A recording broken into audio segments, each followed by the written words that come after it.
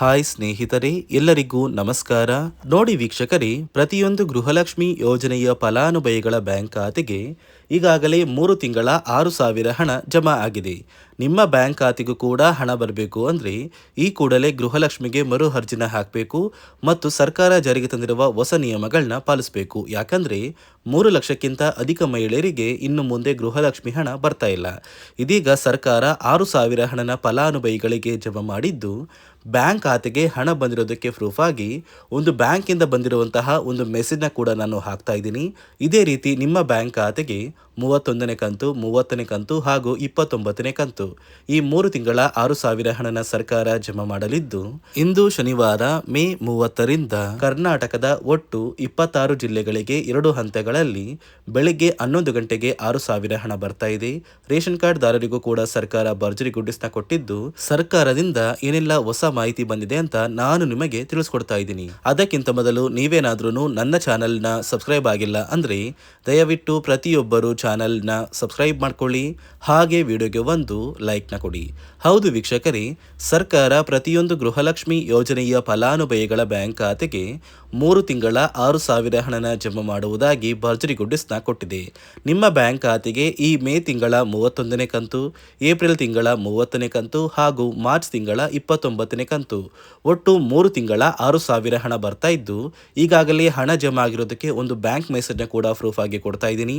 ಇದೇ ರೀತಿ ನಿಮ್ಮ ಬ್ಯಾಂಕ್ ಖಾತೆಗೆ ಈ 6,000 ಹಣ ಬರಬೇಕು ಅಂದರೆ ನೀವು ಈ ಕೂಡಲೇ ಗೃಹಲಕ್ಷ್ಮಿಗೆ ಮರು ಅರ್ಜಿನ ಹಾಕೋದು ಕಡ್ಡಾಯವಾಗಿದೆ.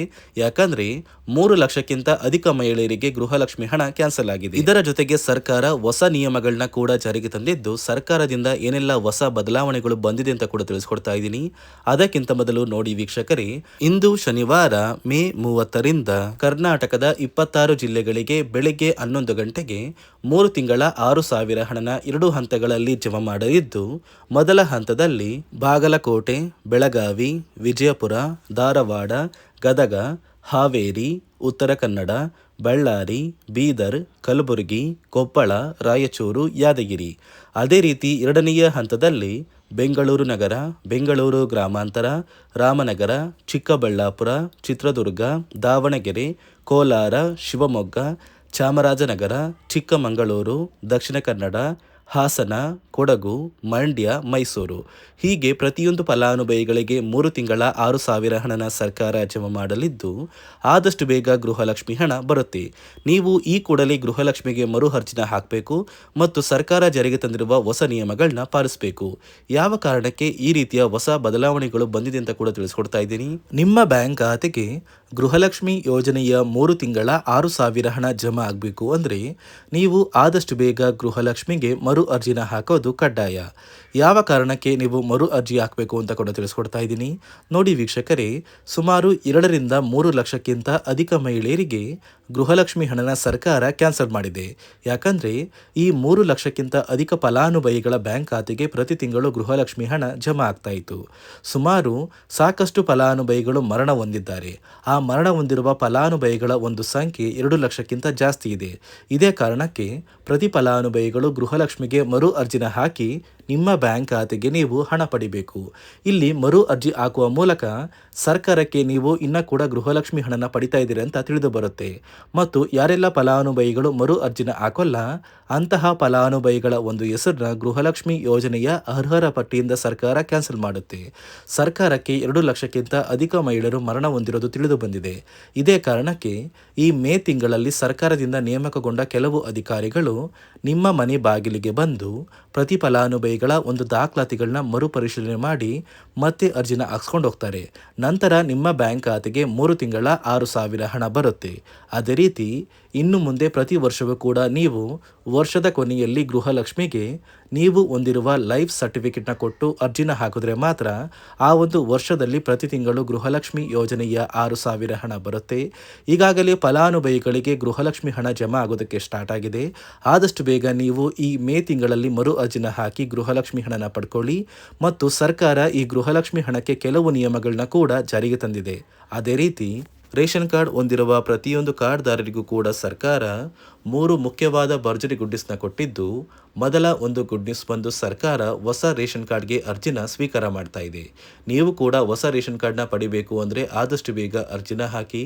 ಅದೇ ರೀತಿ ಎರಡನೆಯ ಒಂದು ಗುಡ್ ನ್ಯೂಸ್ ಬಂದು ನೋಡಿ ವೀಕ್ಷಕರೇ, ನಿಮ್ಮ ಒಂದು ರೇಷನ್ ಕಾರ್ಡ್ಗೆ ಸರ್ಕಾರದಿಂದ ಈ ಮೇ ತಿಂಗಳಲ್ಲಿ 3 ತಿಂಗಳಿಗೆ ಬರುವಂತಹ 15 ರೀತಿಯ ಆಹಾರ ಪದಾರ್ಥಗಳನ್ನ ಸರ್ಕಾರ ಉಚಿತವಾಗಿ ಕೊಡ್ತಾ ಇದೆ.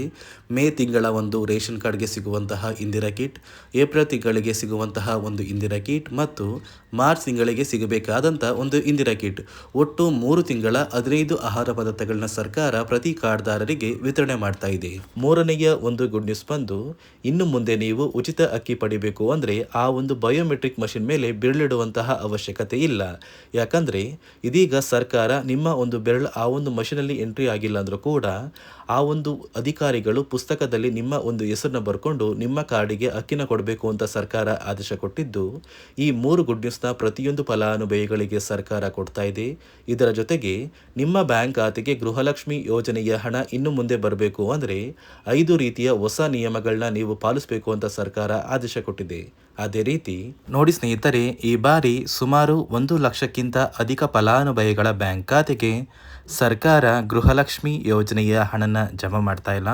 ಕಾರಣ ಏನು ಅಂದರೆ, ನಿಮ್ಮ ಬ್ಯಾಂಕ್ ಖಾತೆಗೆ ಡೆಬಿಟ್ ಮೂಲಕ ಹಣ ಜಮಾ ಮಾಡುವಂತಹ ಸಂದರ್ಭದಲ್ಲಿ ಸರ್ಕಾರ ಸಾಕಷ್ಟು ಫಲಾನುಭವಿಗಳ ಒಂದು ಬ್ಯಾಂಕ್ ಖಾತೆಗೆ ಹಣ ಜಮಾ ಮಾಡೋದನ್ನು ಕ್ಯಾನ್ಸಲ್ ಮಾಡಿದೆ. ಯಾಕಂದರೆ ಇತ್ತೀಚೆಗೆ ಹಣಕಾಸು ಇಲಾಖೆ ಜಾರಿಗೆ ತಂದಿರುವ 5 ನಿಯಮಗಳ ಆಧಾರದ ಮೇಲೆ ಪ್ರತಿಯೊಂದು ಫಲಾನುಭವಿಗಳಿಗೆ ಸರ್ಕಾರ ಈ ಒಂದು ಹಣನ ಜಮಾ ಮಾಡ್ತಾ ಇದ್ದು, ಯಾರೆಲ್ಲ ಫಲಾನುಭವಿಗಳು ಈ ನಿಯಮಗಳನ್ನ ಪಾಲಿಸಿಲ್ಲ ನಿಮ್ಮ ಬ್ಯಾಂಕ್ ಖಾತೆಗೂ ಕೂಡ ಹಣ ಜಮಾ ಆಗೋದಿಲ್ಲ. ಹಾಗಾದರೆ ಬನ್ನಿ ಸ್ನೇಹಿತರೆ, ಸರ್ಕಾರ ಜಾರಿಗೆ ತಂದಿರುವ ಆ 5 ಹೊಸ ನಿಯಮಗಳು ಏನು ಅಂತ ನಾನು ನಿಮಗೆ ತಿಳಿಸ್ಕೊಡ್ತಾ ಇದ್ದೀನಿ. ನೋಡಿ ಸ್ನೇಹಿತರೆ, ಮೊದಲನೆಯ ಒಂದು ನಿಯಮ ಬಂದು ಸಾಕಷ್ಟು ಫಲಾನುಭವಿಗಳು ಹೊಂದಿರುವಂತಹ ಒಂದು ರೇಷನ್ ಕಾರ್ಡ್ ಏನಿದೆ, ಆ ಒಂದು ರೇಷನ್ ಕಾರ್ಡ್ನ ಮನೆಯ ಸದಸ್ಯರ ಪ್ರತಿಯೊಬ್ಬರ ಒಂದು ಆಧಾರ್ ಕಾರ್ಡ್ನ ನಿಮ್ಮ ರೇಷನ್ ಕಾರ್ಡ್ಗೆ ಕಡ್ಡಾಯವಾಗಿ ಲಿಂಕ್ ಮಾಡಿಸ್ಬೇಕು. ಅಂದರೆ ಈ ಒಂದು ಲಿಂಕ್ ಮಾಡಿಸುವಂತಹ ಒಂದು ಪ್ರೊಸೀಜರ್ಗೆ ಸರ್ಕಾರ KYC ಅಂತ ಕರೀತಾರೆ. ನಿಮ್ಮ ರೇಷನ್ ಕಾರ್ಡ್ಗೆ ಇನ್ನೂ ಸಹ KYC ಆಗಿಲ್ಲ ಅಂದರೆ ನಿಮ್ಮ ಬ್ಯಾಂಕ್ ಖಾತೆಗೆ ಸರ್ಕಾರ ಮುಂದಿನ ದಿನಗಳಲ್ಲಿ ಗೃಹಲಕ್ಷ್ಮಿ ಯೋಜನೆಯ ಹಣನ ಕ್ಯಾನ್ಸಲ್ ಮಾಡುತ್ತೆ. ಅದೇ ರೀತಿ ಎರಡನೆಯ ಒಂದು ನಿಯಮ ಬಂದು ಸಾಕಷ್ಟು ಫಲಾನುಭವಿಗಳು ಕಳೆದ 3 ತಿಂಗಳಿಂದ ಸರ್ಕಾರದಿಂದ ಬರ್ತಾ ಇರುವಂತಹ ಒಂದು ರೇಷನ್ ಏನಿದೆ, ಅಂದರೆ ಉಚಿತ ಅಕ್ಕಿ ಏನಿದೆ, ಈ ಒಂದು ರೇಷನ್ನ ಪಡ್ಕೋತಾ ಇಲ್ಲ. ಒಂದು ವೇಳೆ ಕಳೆದ 3 ತಿಂಗಳಿಂದ ನೀವು ರೇಷನ್ನ ಪಡ್ಕೊಂಡಿಲ್ಲ ಅಂದರೆ ಸರ್ಕಾರ ನಿಮ್ಮ ಬಳಿ ಇರುವಂತಹ ಒಂದು ರೇಷನ್ ಕಾರ್ಡ್ನ ಕ್ಯಾನ್ಸಲ್ ಮಾಡುತ್ತೆ. ನಿಮ್ಮ ರೇಷನ್ ಕಾರ್ಡ್ನ ಸರ್ಕಾರ ಕ್ಯಾನ್ಸಲ್ ಮಾಡಿದರೆ ನಿಮ್ಮ ಬ್ಯಾಂಕ್ ಖಾತೆಗೆ ಗೃಹಲಕ್ಷ್ಮಿ ಯೋಜನೆಯ ಹಣ ಇರ್ಬೋದು ಮತ್ತು ಸರ್ಕಾರದಿಂದ ಬರುವಂತಹ ಒಂದು ಸೌಲಭ್ಯಗಳನ್ನ ನೀವು ಕಳ್ಕೋಬೇಕಾಗುತ್ತೆ. ಅದೇ ರೀತಿ ಮೂರನೆಯ ಒಂದು ನಿಯಮ ಬಂದು ನೋಡಿ ಸ್ನೇಹಿತರೆ, ನಿಮ್ಮ ಬಳಿ ಇರುವಂತಹ ಒಂದು ಆಧಾರ್ ಕಾರ್ಡ್ ಏನಿದೆ, ಆ ಒಂದು ಆಧಾರ್ ಕಾರ್ಡ್ನ ಕಳೆದ 15 ವರ್ಷಗಳಲ್ಲಿ ನೀವು ಯಾವುದೇ ರೀತಿಯ ಒಂದು ತಿದ್ದುಪಡಿನ ಮಾಡಿಸಿಲ್ಲ ಅಂದರೆ ನಿಮ್ಮ ಬ್ಯಾಂಕ್ ಖಾತೆಗೆ ಸರ್ಕಾರ ಗೃಹಲಕ್ಷ್ಮಿ ಯೋಜನೆಯ ಹಣನ ಕ್ಯಾನ್ಸಲ್ ಮಾಡುತ್ತೆ. ಯಾಕಂದರೆ ಸರ್ಕಾರದಿಂದ ಬಂದಿರುವಂತಹ ಒಂದು ಆದೇಶದ ಪ್ರಕಾರ ಪ್ರತಿಯೊಂದು ಫಲಾನುಭವಿಗಳು ಕಳೆದ 15 ವರ್ಷಗಳಲ್ಲಿ ಯಾವುದೇ ರೀತಿಯ ಒಂದು ತಿದ್ದುಪಡಿನ ನಿಮ್ಮ ಆಧಾರ್ ಕಾರ್ಡ್ಗೆ ನೀವು ಮಾಡಿಸಿಲ್ಲ ಅಂದರೆ ಕಡ್ಡಾಯವಾಗಿ ಆದಷ್ಟು ಬೇಗ ನಿಮ್ಮ ಆಧಾರ್ ಕಾರ್ಡ್ಗೆ ತಿದ್ದುಪಡಿನ ಮಾಡಿಸಿ. ಅದೇ ರೀತಿ ನಾಲ್ಕನೆಯ ಒಂದು ನಿಯಮ ಬಂದು ನಿಮ್ಮ ಕುಟುಂಬದ ಒಂದು ವಾರ್ಷಿಕ ಆದಾಯ 7 ಲಕ್ಷಕ್ಕಿಂತ ಕಡಿಮೆ ಇರಬೇಕು. ಒಂದು ವೇಳೆ ನಿಮ್ಮ ಕುಟುಂಬದ ವಾರ್ಷಿಕ ಆದಾಯ 7 ಲಕ್ಷಕ್ಕಿಂತ ಜಾಸ್ತಿ ಇದ್ದರೆ ನಿಮ್ಮ ಬ್ಯಾಂಕ್ ಖಾತೆಗೆ ಸರ್ಕಾರ ಗೃಹಲಕ್ಷ್ಮಿ ಯೋಜನೆಯ ಹಣನ ಕ್ಯಾನ್ಸಲ್ ಮಾಡುತ್ತೆ. ಅದೇ ರೀತಿ 5ನೆಯ ಒಂದು ನಿಯಮ ಬಂದು ನಿಮ್ಮ ಕುಟುಂಬದ ಸದಸ್ಯರು ಅಥವಾ ಗೃಹಲಕ್ಷ್ಮಿ ಯೋಜನೆಯ ಫಲಾನುಭವಿಗಳು ಯಾರು ಕೂಡ ಸರ್ಕಾರಿ ನೌಕರರಾಗಿ ಕಾರ್ಯನಿರ್ವಹಿಸ್ತಾ ಇರಬಾರ್ದು. ಒಂದು ವೇಳೆ ನಿಮ್ಮ ಕುಟುಂಬದಲ್ಲಿ ಯಾರೇ ಆಗಿದ್ರೂ ಸರ್ಕಾರಿ ನೌಕರರಾಗಿ ಕಾರ್ಯನಿರ್ವಹಿಸ್ತಾ ಇದ್ದರೆ ನಿಮ್ಮ ಬ್ಯಾಂಕ್ ಖಾತೆಗೆ ಗೃಹಲಕ್ಷ್ಮಿ ಯೋಜನೆಯ ಹಣ ಕ್ಯಾನ್ಸಲ್ ಆಗುತ್ತೆ. ಈ 5 ನಿಯಮಗಳ ಆಧಾರದ ಮೇಲೆ ಪ್ರತಿಯೊಂದು ಫಲಾನುಭವಿಗಳಿಗೆ ಸರ್ಕಾರ ಹಣ ಜಮಾ ಮಾಡ್ತಾ ಇದೆ.